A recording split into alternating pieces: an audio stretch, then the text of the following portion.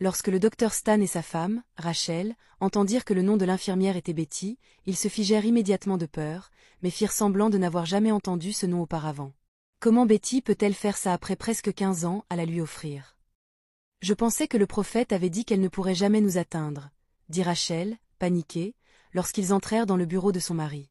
Nous devons d'abord vérifier et en être sûrs, dit le docteur Stan en verrouillant la porte de son bureau. Ils entrèrent tous deux dans leur morgue aux normes mondiales et demandèrent aux préposés de partir. Les préposés trouvèrent cela étrange, mais partirent tout de même. Après tout, ils étaient les propriétaires de l'hôpital. Le docteur Stan éteignit toutes les lumières et ouvrit une porte qui était cachée derrière les étagères de la morgue. Ils entrèrent tous deux par la porte et la refermèrent.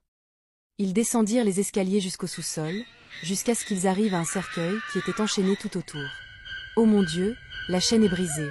cria le docteur Stan de peur. Puis Rachel ouvrit lentement le cercueil pour savoir si Betty était toujours à l'intérieur. Et elle était là, toujours couchée, aussi fraîche qu'un être humain vivant, et toujours lourdement enceinte. Mais il y avait autre chose. Un bébé gisait sur sa poitrine, mort aussi. Le docteur Stan et Rachel se mirent à trembler lorsqu'ils virent le bébé. Ils regardèrent l'étiquette nominative sur le poignet du bébé, et il y avait écrit « Bébé Mufasa ». Le docteur Stan et sa femme se regardèrent tous deux et crièrent « Le bébé d'Halima ».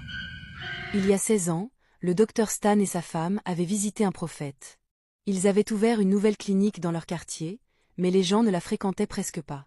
Ils pouvaient passer des jours avant de voir un patient qui leur faisait suffisamment confiance pour être admis dans leur hôpital.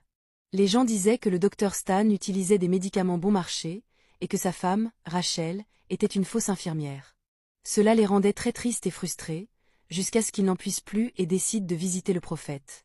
Une fois qu'une femme enceinte perdra la vie dans votre hôpital avec son bébé dans son ventre à une heure très étrange, votre hôpital grandira, leur avait dit le prophète, au docteur Stan et à sa femme, avec assurance. Le docteur Stan et Rachel trouvèrent que c'était trop facile à réaliser, mais comme ils n'avaient pas de patiente enceinte, ils commencèrent à comploter pour obtenir une patiente enceinte qui accepterait d'accoucher de son bébé dans leur hôpital. Après avoir essayé pendant presque 2 mois sans trouver personne, ils décidèrent d'employer une infirmière enceinte. Ils organisèrent donc un entretien pour les infirmières qui travailleraient avec eux, ils précisèrent même que le fait d'être enceinte était un bonus. Certaines des infirmières qui postulaient trouvèrent cela bizarre, mais n'y pensèrent pas plus.